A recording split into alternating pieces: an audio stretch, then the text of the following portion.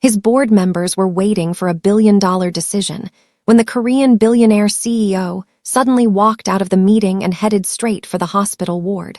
Moments later, he stood in front of a stunned black nurse and asked her to be the mother of his children. Nobody understood why, until a confidential DNA report surfaced and sent powerful people into panic mode. The billionaire refused to explain. His enemies started closing in, and the nurse found herself trapped in a game she never agreed to play. Then she learned the real reason he had searched for her for years. And once she knew the truth, there was no turning back. Welcome to Wonderpath Stories, besties. Please like, share, and subscribe. The boardroom on the 42nd floor of Kang Global Headquarters smelled like money and tension. 14 men in identical dark suits sat around a table that cost more than most people's houses, their eyes fixed on the man at the head of it. Park Jae-won was 25 years old and ran a company worth $11 billion. He had the kind of face that made people nervous, sharp jaw, cool brown eyes that calculated everything, short brown hair that never looked disheveled even at midnight during a crisis. He wore his authority the way other men wore cologne. Effortlessly. Completely. Right now, those 14 men were watching him sign a merger agreement that would reshape two industries. The pens were out. The documents were ready. 3 years of negotiations had led to this exact moment. Jae-won's phone buzzed on the table. He glanced at it once. Just once. Then he set down the pen, buttoned his jacket, and walked out of the room without a single word. The silence he left behind was deafening. The elevator ride down felt like falling. Jae-won's jaw was locked tight, his hands still at his sides, but behind his eyes, something ancient and urgent was burning. He had waited 6 months for the lab to confirm what he already knew. 6 months of patience that had cost him more than anyone in that boardroom would ever understand.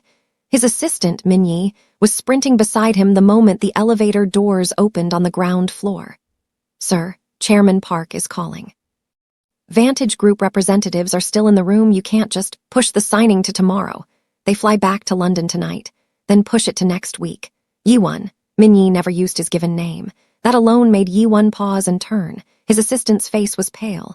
"The board will ask questions." Them. He was already moving toward the car. Seoul National University Hospital was not the kind of place a CEO like Park Jae-won visited. He didn't have a personal physician here. He had no family admitted. And yet his black sedan pulled up to the entrance with a quiet authority that made the valet snap to attention before the car even stopped. He walked through the main corridor like he owned it, which indirectly, through 3 layers of corporate investment, he almost did. He found the nurse's station on Ward 7 and stopped. The charge nurse behind the counter looked up.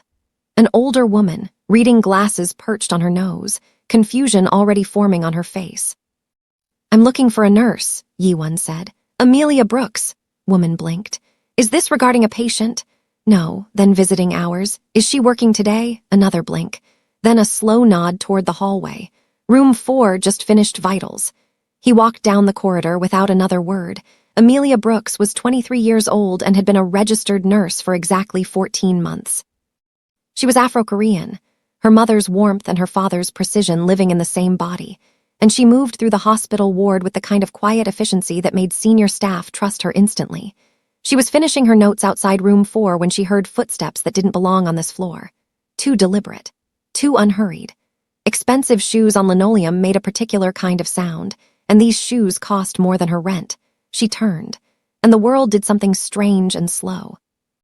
The man standing at the end of the corridor was looking directly at her, not at the chart in her hands, not at the room number above her head, at her, like he had been looking for her for a very long time and had simply been waiting for this exact hallway, this exact moment. He was young, devastatingly so, brown eyes that didn't move, a jaw like carved stone, a suit that fit him like it had been built around a secret. He walked toward her and stopped 2 feet away.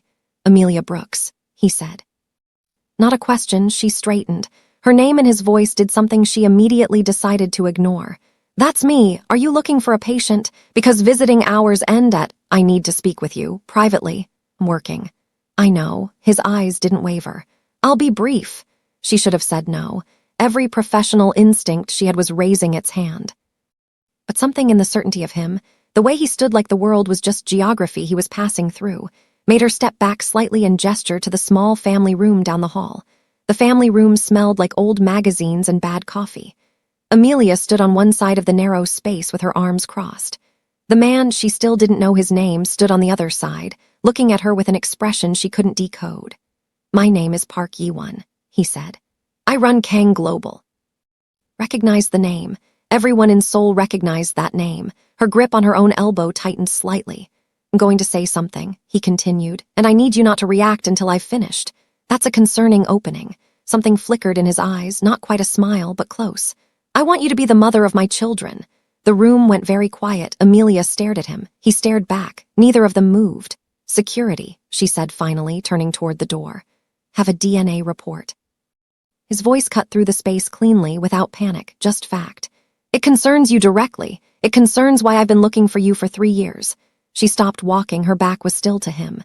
Her hand was still on the door frame, but she stopped. 3 years, she repeated quietly. Yes, she turned slowly. Her face was careful now, guarded in a way that hadn't been there before. "What DNA report?" He reached into the inside pocket of his jacket and set a sealed envelope on the table between them. She didn't pick it up. "What's in it?" she asked.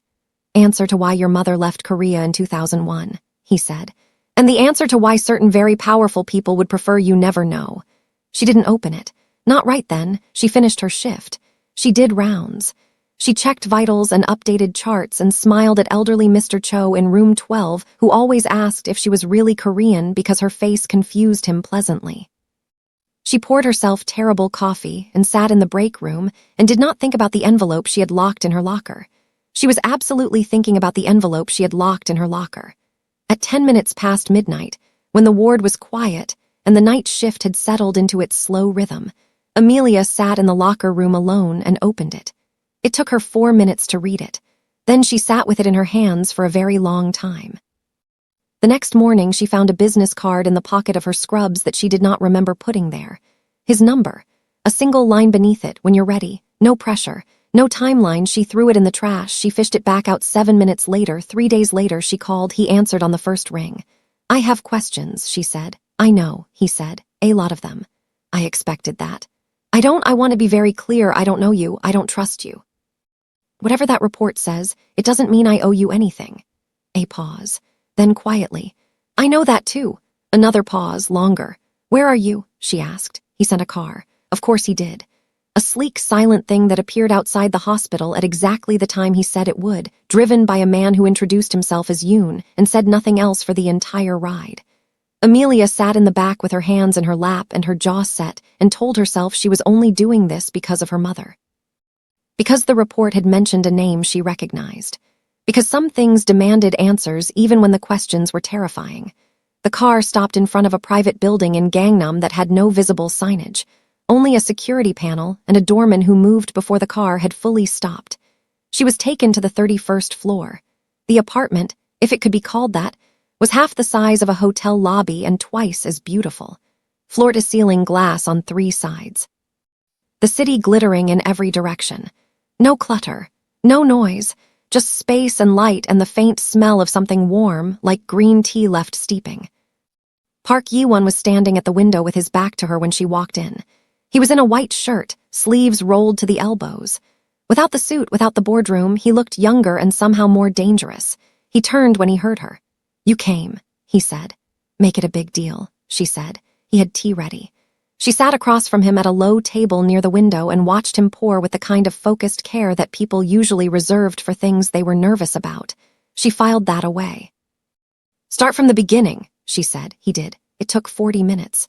She didn't interrupt once. The story went like this. Park Jae-won's grandfather, the founder of Kang Global, had a son from a relationship the family had buried in the early 1980s. A woman. Korean, unmarried, quietly paid off and erased. That son had grown up without the Park name, but not without the Park blood. He had gone on to build his own life, married a Black American woman, and had a daughter. That daughter was Amelia, which made her Jae-won's first cousin. But that was only the surface of it. The deeper truth, the part that had sent powerful people into panic, was that Amelia's father, before he died 6 years ago in what the official report called a car accident, had been in possession of documents. Documents that proved the Park family's founding wealth had not come from innovation or industry. As the official history stated, but from a series of land seizures and financial fraud that predated the company by 2 decades. Documents that, if released, would unravel the legitimacy of an $11 billion empire and put several very senior people in prison. Those people believed Amelia's father had passed the documents on. They had been looking for her too. Just not with tea and honest conversation. The silence after he finished was very full. Amelia set down her cup carefully. Her hands were steady. She had learned a long time ago to keep her hands steady when everything else was falling. "So," she said, "you want me close, where you can protect me, where I can protect the documents if you have them.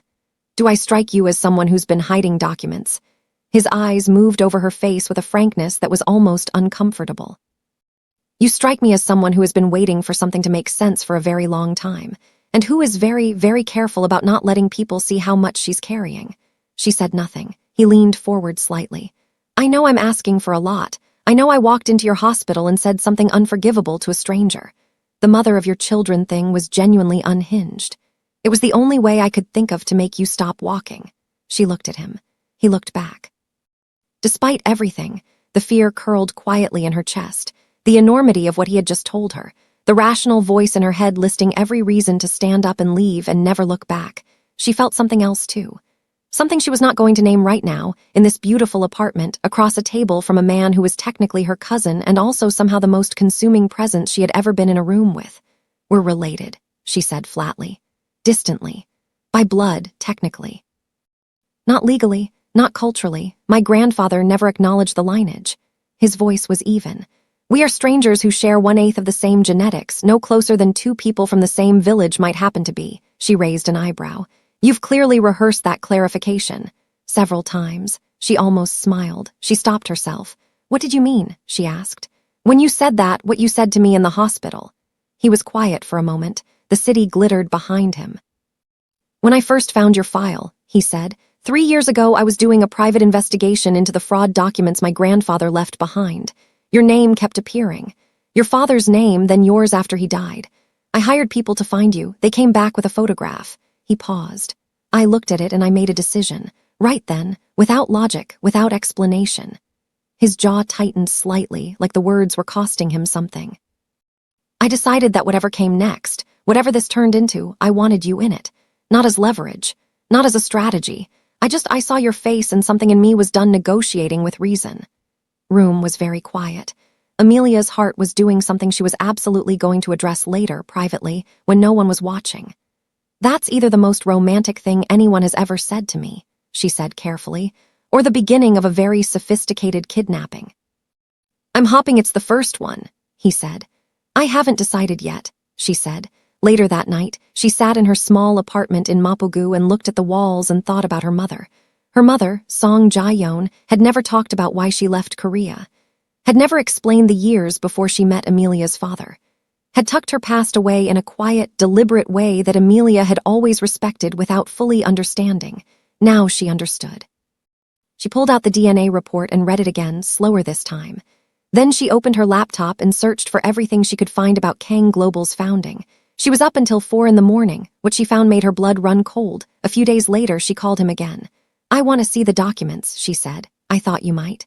I want everything, not the careful version, not the version that keeps me calm, all of it. Of it might make it harder to stay calm."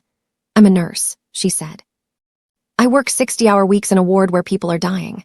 I'm not fragile." A beat of silence. "No," he said quietly. "You're not." This time she didn't wait for a car. She took the subway like a normal person and showed up at his building at 7 in the evening with 2 convenience store coffees because she refused to be indebted to his kitchen.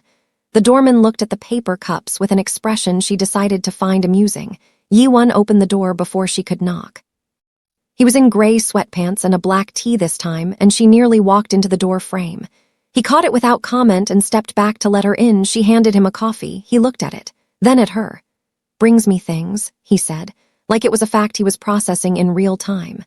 "Used to it or don't, it was 40% off," she said, walking past him into the apartment. He spread the documents on the low table. She sat cross-legged on the floor in her civilian clothes, jeans, an oversized cream knit, her natural brown hair loose, and read every page with the focus of someone studying for a final exam. He sat across from her and drank his convenience store coffee and watched her with an intensity that he made no attempt to hide.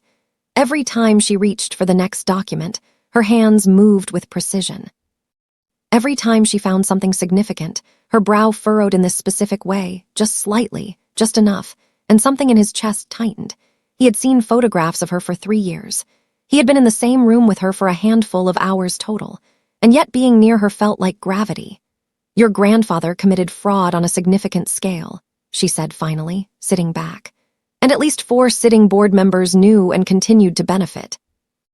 "My father had the original evidence." She looked at him steadily. "Do I have it?" He held her gaze. "I believe so. I think he sent it to your mother before he died, and I think your mother gave it to you without telling you what it was." Amelia was quiet for a long moment. Then she stood, picked up her bag, and rummaged through it. She pulled out a small USB drive on a plain keychain. She set it on the table between them. "My mother gave me this when I graduated nursing school," she said. "She told me it was family photographs. I never opened it. I kept it because it was from her, that's all." They both looked at it. "It's probably family photographs," she said. "It might not be." "I know." Neither of them touched it. That night, Jae-won sat alone in his study after she left and looked at the drive on the desk and thought about what happened to people who carried things like this. He thought about Amelia's father, a car accident, the official report, the convenient timeline. He picked up his phone. "Double the detail on Brooks," he said when his head of security answered. "Covert, she can't know." A pause on the other end. "Sir, if she finds out, she won't. But if something happens to her while I'm sitting here doing nothing, I will not recover from it." He hung up. He sat with that for a while. He was not supposed to feel like this. He had been meticulous his entire adult life about not feeling like this. He ran a company. He made decisions at a scale that affected thousands of lives. He had been raised to treat emotion as a variable to be managed, not a force to be surrendered to. And then one photograph of a nurse in Seoul had upended 25 years of careful architecture. The next day, Amelia came back without calling first.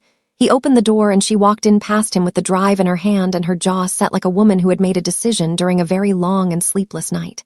"I want to open it," she said. "Here, with you." Something in his chest moved. "Okay," he said. They sat at his desk.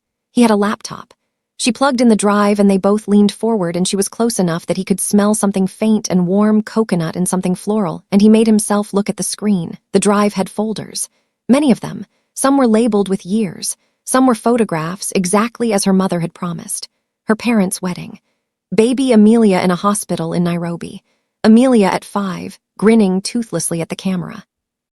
She made a small sound when she saw those. Not quite a sound, just a breath. Like something catching. He didn't look at her because he didn't think she wanted him to see it. And then at the bottom of the drive, one folder. Unlabeled. She clicked it inside. 47 scanned documents. Financial records. Internal memos. Signatures. Dates going back to 1979. The kind of evidence that, in the hands of the right prosecutor, would be catastrophic. They sat in silence for a long time. "My father knew," she said finally. "He knew exactly what this was. Was protecting you by not telling you. Was protecting me by not telling me I had a target on my back." Her voice was controlled but tight. "Because the moment these people realized he was dead and I had this, they started looking for you." "How close are they?" He hesitated. She turned to look at him. Her face was composed in the way of people who have learned to be composed under pressure, but her eyes were fully alive, sharp and dark, and searching his face with an intensity that made it impossible to look away. "Close," she repeated, "close enough that I had to find you first." Silence that followed was different, heavier. "People who want this," she said. "Are they connected to your current board?" 4 of them. The same 4 who have been with the company since your grandfather's time. She turned back to the screen. "Then you have a problem too." "Have a problem," he corrected quietly. She didn't argue with that, which meant something. Later that evening, she was standing at his window looking out at the city when she heard him come to stand behind her. Not close. He always maintained exactly enough distance that it was her choice to close it or not. She had noticed that. It was a careful, deliberate kind of consideration that she was choosing not to think about too hard. "Did you know I would trust you enough to come back?" she asked. "I didn't." His voice was behind her low. "I hoped. That's not very CEO of you, hopping instead of strategizing. You made strategizing feel insufficient." She looked at the city for a moment longer.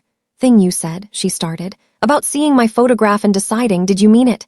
"Yes, that's going to complicate things." I know. She turned around. He was closer than she realized, not inappropriate.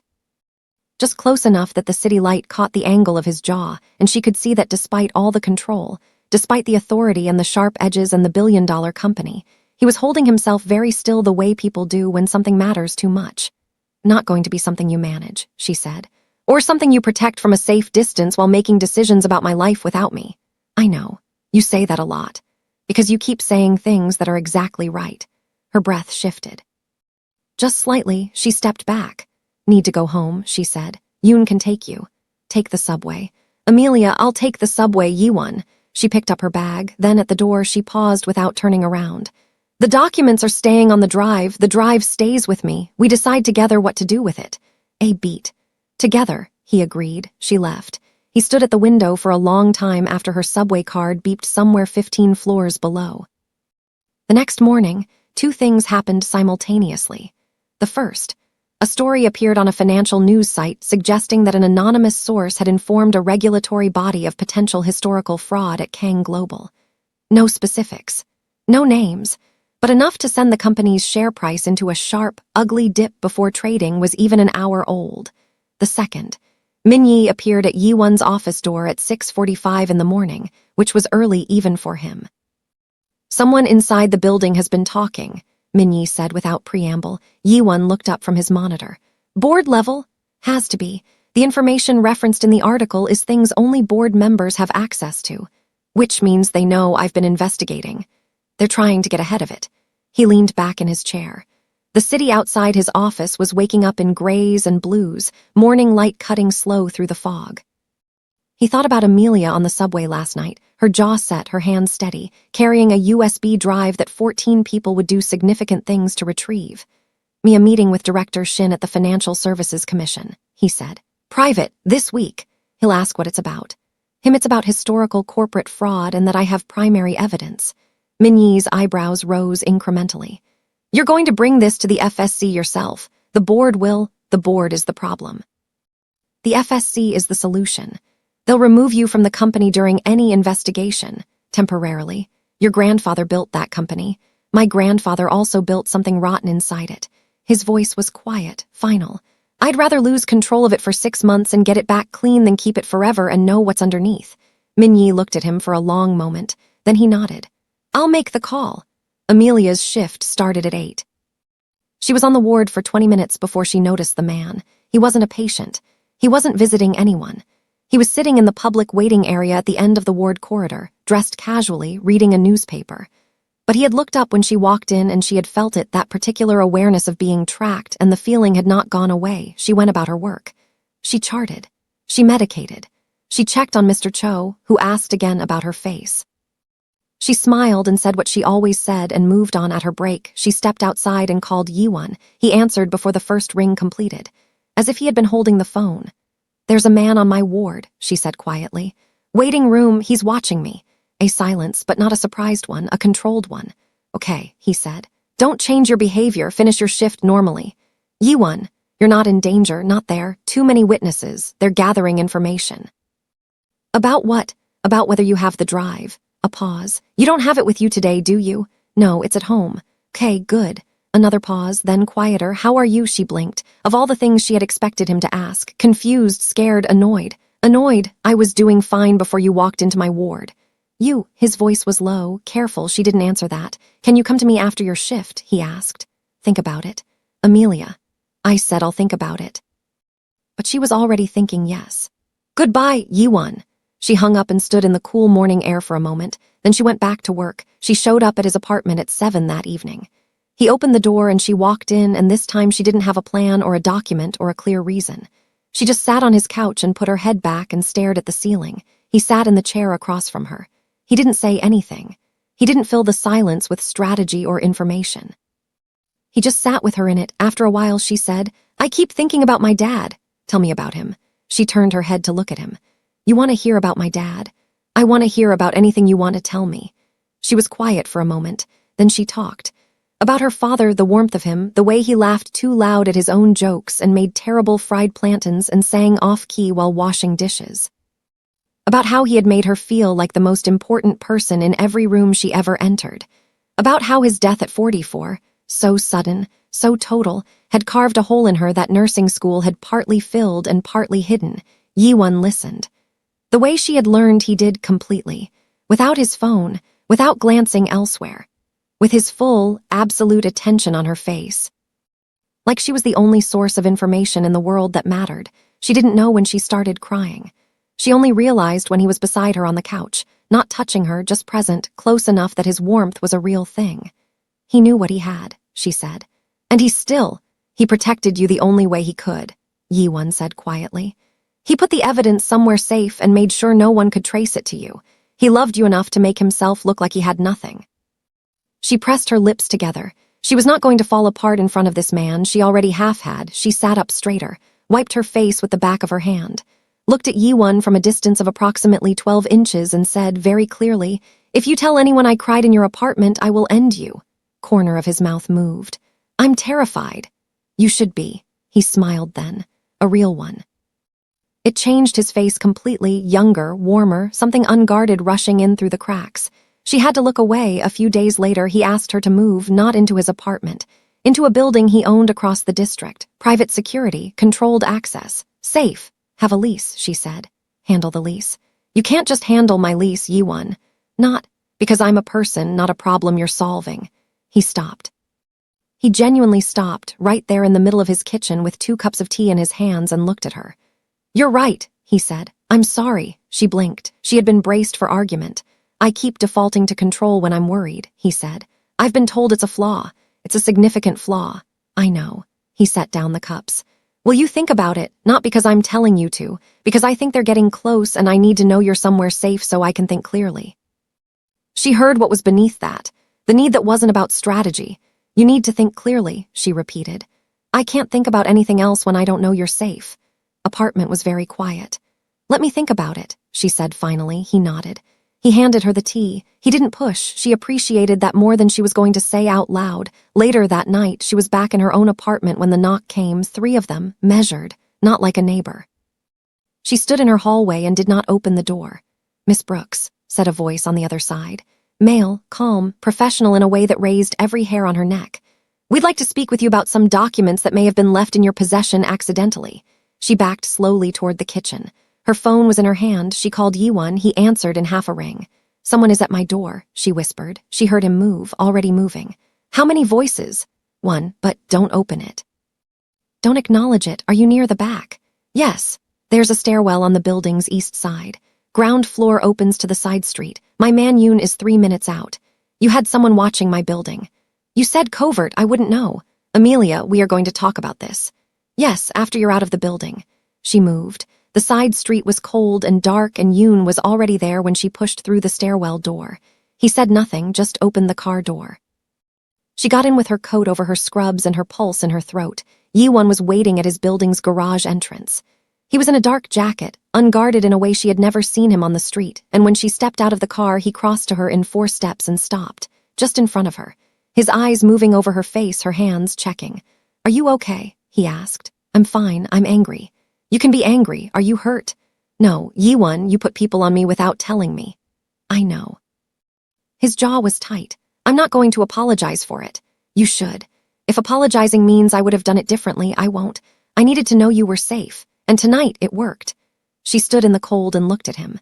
This man who was infuriating and controlled and who had walked out of a billion-dollar meeting to find her because some part of him had made a decision about her long before she ever made one about him. "I'm moving into the building," she said.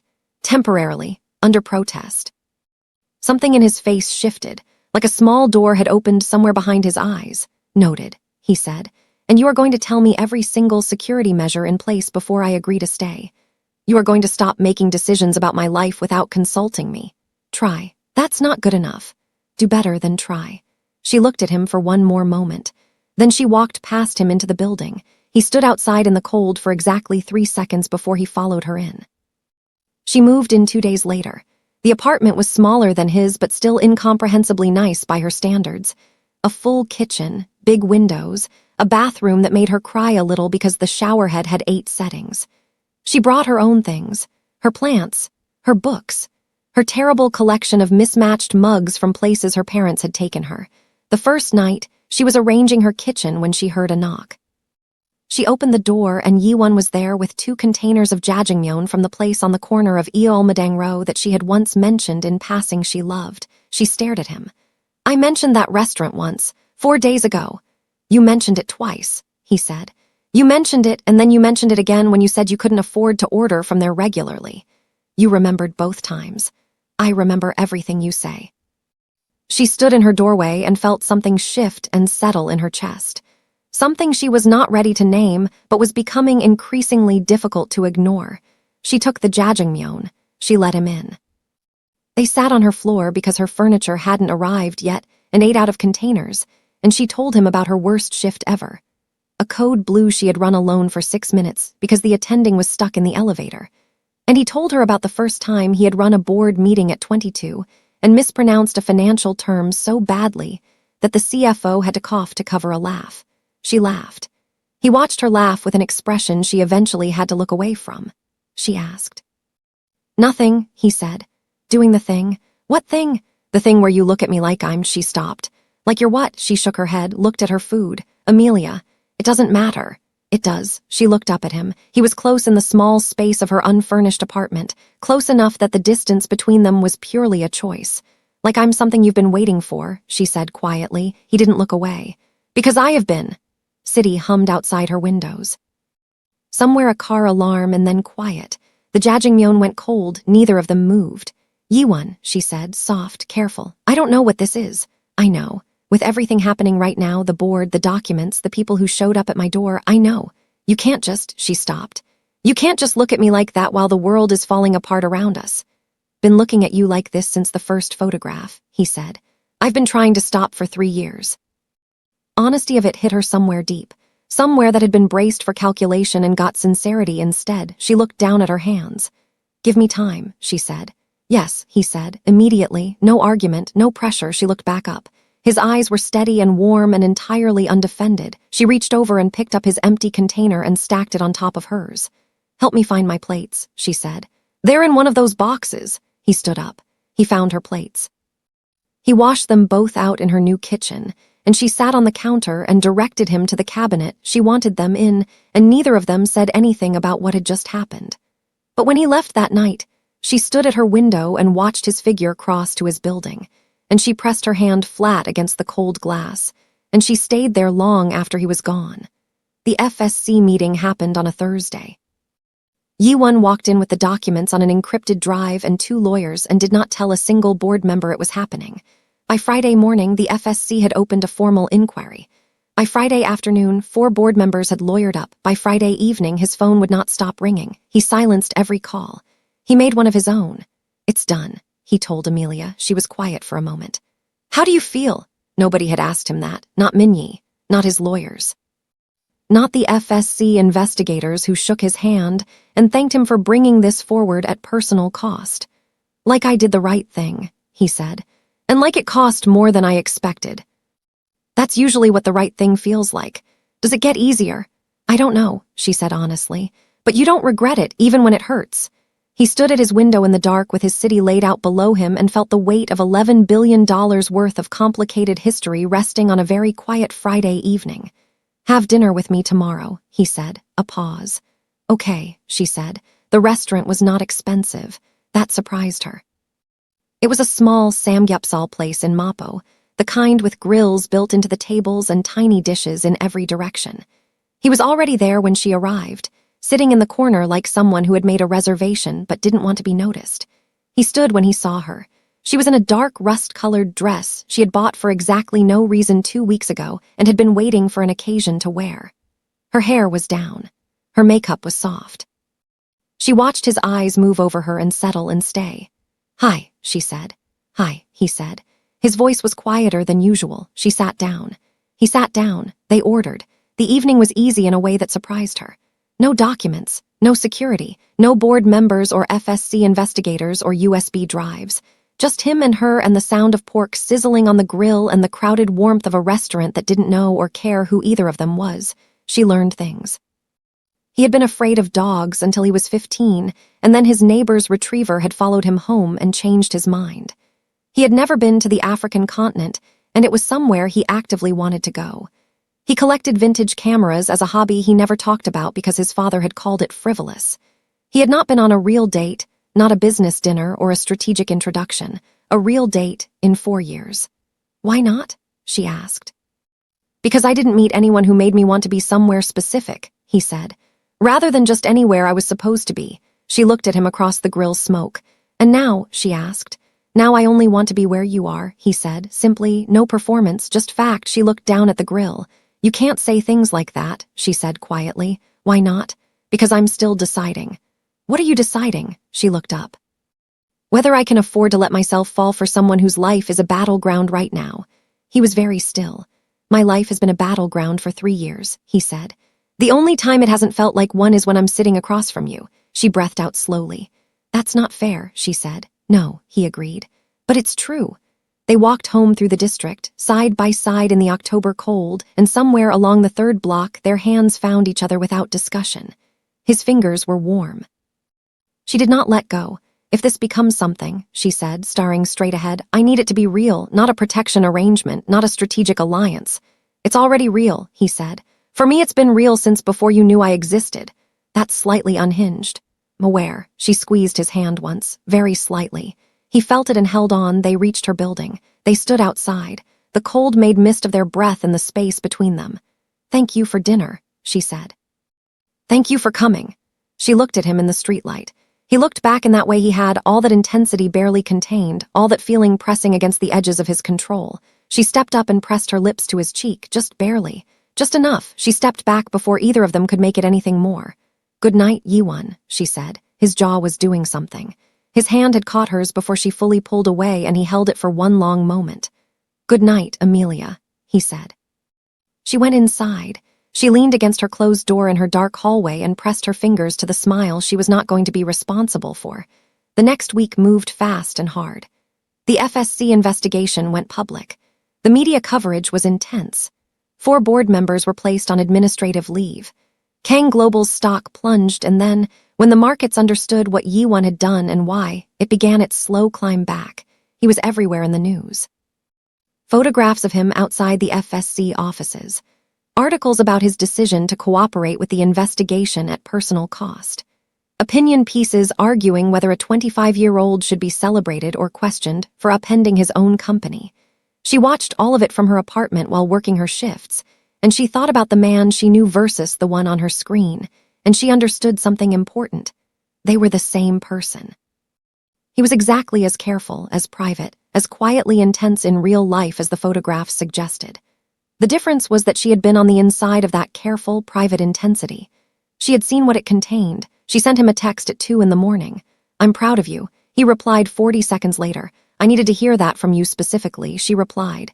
"Get some sleep." He replied. "You first." She smiled at her phone in the dark and fell asleep holding it. The threat came on a Wednesday. An envelope. Delivered not to her apartment, the address which was secure, but to her ward left at the nurse's station, addressed to her in handwriting that was deliberately nondescript. Inside, a single photograph. Her, getting into Yoon's car. The angle was close enough to show the time stamp on a building clock behind her, and a note, "We know what you have. Give it back or give something up." She stood at the nurse's station with the envelope in her hands and the ward moving around her, and she felt cold. She texted Yi-won a single word. "Office." He was in the hospital within 18 minutes. She had timed it without meaning to. He read the note and the photograph, and something happened to his face. It was the same collapse and rebuild she had been watching since the beginning, all that control fracturing at the edges and being rebuilt at speed. But underneath, she saw it clearly now. Fear. Not for himself. "This stops today," he said. "What does that mean?" "It means I go back to the FSC with this as evidence of witness intimidation, and I call Director Shin directly, and I make this a criminal matter as of this afternoon. If they escalate, they won't. The moment this becomes a criminal investigation with evidence of intimidation, they lose leverage and gain exposure. They're corporate criminals, not..." He stopped. "What? Actual criminals?" His jaw tightened. "They hired someone to lean on you. That's a line they weren't supposed to cross, and they know it." "Yi-won," he looked at her. "I'm scared," she said, very quietly, very plainly. He crossed to her. He cupped her face with both hands carefully, the way you hold something you are terrified of dropping, and he looked at her with everything he had. "I know," he said. "I'm going to fix it." "You can't promise that." Can promise I will not stop until I do. She put her hands over his, held them there. Okay, she said. He made 4 calls from the hospital parking lot while she stood by the wall and watched him. She had never seen him work at full speed before. He was precise. He was cold. He was the thing his reputation described, the man that 14 board members had sat in a room with and waited for because his word moved billions. She understood, in a new way, what it meant to have him on her side. When he hung up, he came back to her and leaned against the wall beside her. Their shoulders almost touched. FSC is opening a witness protection protocol, he said. Yoon and 2 others will stay on your location around the clock. Overt this time, not covert. Okay, the 4 board members are being interviewed by the FSC this afternoon. The note and photograph will go to the prosecutor's office. Okay, he turned his head to look at her. Are you actually okay? I will be, she said. He reached out and took her hand. There was no one watching in the hospital parking lot, and he did it anyway, without strategy or calculation, just because she was standing next to him and he was done pretending distance. She held on. The case broke wide open 10 days later. One of the 4 board members, facing the full weight of a criminal investigation and a lifetime of comfortable living suddenly at risk, made a deal. He turned. He gave names, dates, a full account of the financial fraud, and the attempts to suppress the evidence that had been in Amelia's father's possession. Yi-won's name was cleared of any involvement.